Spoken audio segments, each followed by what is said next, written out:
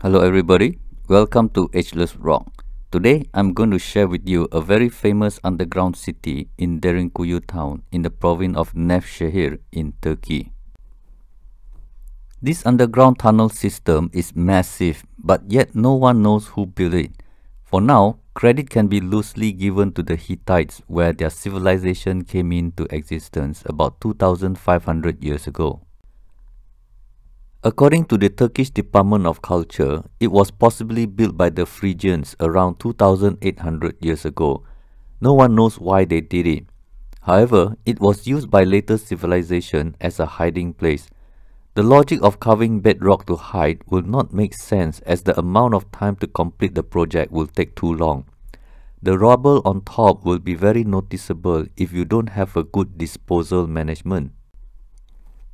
Although it was used and possibly extended by the Romans to hide from the Muslims during the Arab-Byzantine War, it doesn't mean it was originally carved out with ancient tools as a hideout. For about 1600 years, this town was known as Malkopir. In 1923, it was called Derinkuyu, which means deep well, simply because there are indeed plenty of wells that go deep into the ground. Today, the district has approximately 22,000 population, while the town of Derinkuyu, which is about 3 kilometers by 3 kilometers, has approximately 11,000 population. It was somewhere near the yellow dot that in 1963, Mustafa Bozdemir made renovations to his house. Mustafa knocked down a wall of his home and discovered a labyrinth of tunnels connected to his room. Local authorities were informed and excavation took place. They discovered that the tunnel system is 85 meters deep and can house 20,000 population. There are wells, water tanks, cooking pits, bathrooms and tombs. But bear in mind, whether 20,000 people actually live down here remains a question.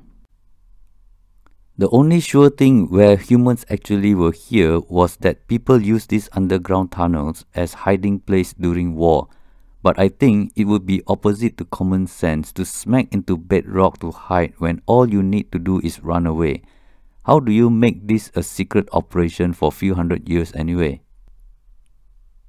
To clarify some numbers on the internet, Derinkuyu underground city is not 445 square kilometers. That is the size of the district. The population of Derinkuyu town is not 22,000. The district population is 22,000. The town itself has only approximately 11,000 population. Derinkuyu tunnel system is supposed to be able to hide 20,000 people. That means 2 Derinkuyu towns can disappear into the bedrock 8 to 11 levels deep. All articles you can find will only say it could have. No one wrote that it actually happened. This will be what it looks like if Derinkuyu town is 8 levels underground with 20,000 population. But let's try and imagine 20,000 people are going to live here for 1 week and the organizer must plan for food and accommodation without coming out to the surface. Let's assume they only get 2 meals a day. There will be 40,000 meals a day. That's 280,000 meals a week. Where are the kitchens for this volume? Where is the garbage? If everyone visits the toilet once a day, there will be 5 tons of fertilizer every day. How many people were needed to clean up so that barely anyone will know 20,000 people were here? The illustrations you see are very misleading because the artist's impressions made them look like it is easy to move around and well organized.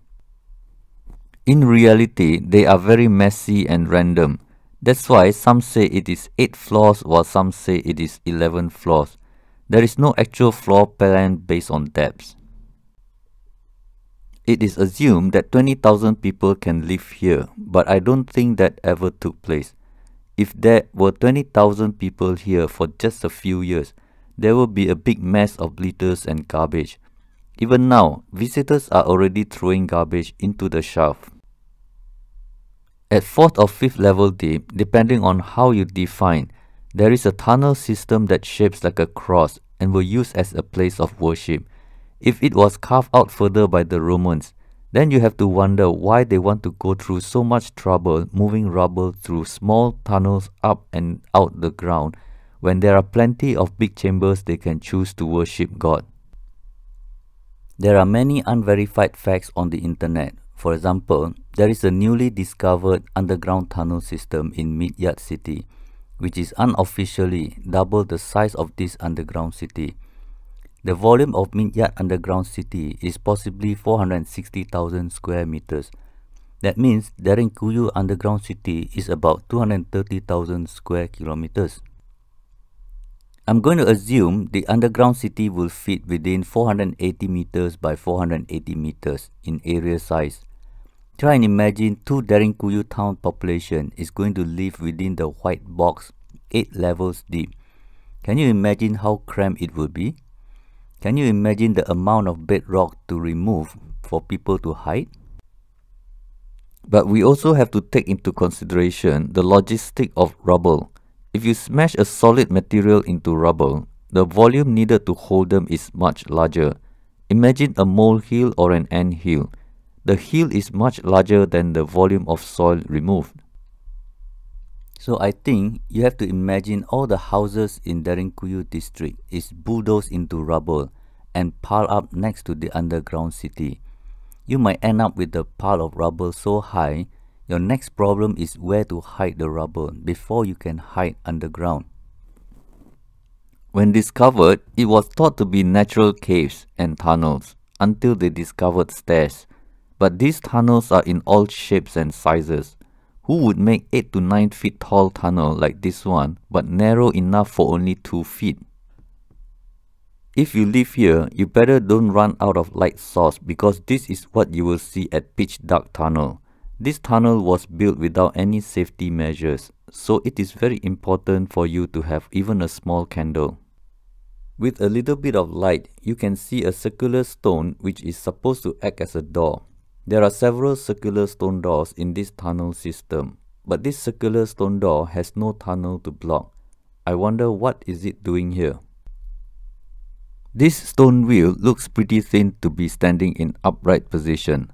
I believe after 5 strongmen put this up against a tunnel, it can be pushed down by 3 strongmen from the other side.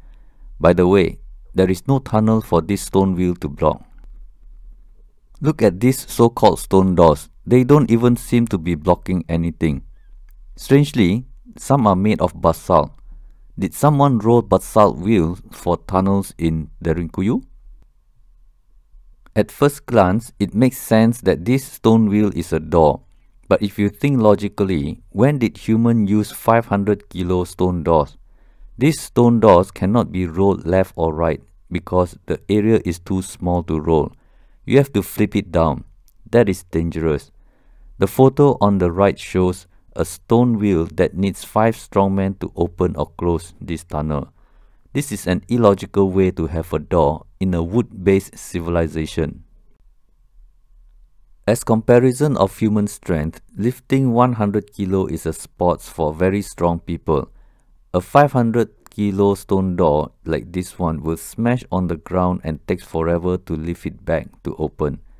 I think it would have taken a very long time to make one and will be useless after a few drops. This stone door is very odd to me. I thought the material for the wheel comes from inside the tunnel so that they don't have to roll them into the tunnel. It would take a very long time to make one stone door, and therefore they are exposed to the enemy while making the door. I still find it is ridiculous not to use wooden door just like everybody else. I will end this as part 1 for now and focus more on tool marks and religions that come along in the next video. Thank you for watching and see you next time. Sonra, Guru Shurus, Gule Gule.